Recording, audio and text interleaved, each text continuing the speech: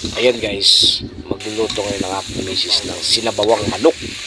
Ayan, mga kasama yung gulay, may luya. Ayan kasi guys, malamig ang panahon dahil muulan-ulan dito sa aming lugar. Ayan guys, kaya hihigop tayo ngayon ng mainit na sabaw dahil sa tiglamig yung araw na to dahil umuulan dito sa aming lugar.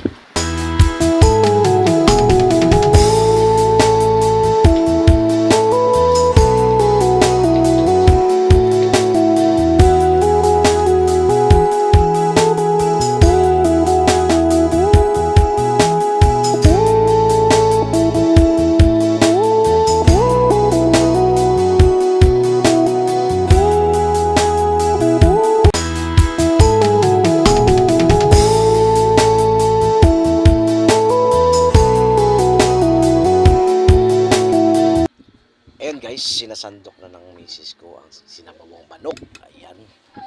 Ayan, handa na kami para kumain dahil malamig dito ngayon sa aming lugar dahil malakas ang ulan sa labas. Kaya higop tayo ng sabaw.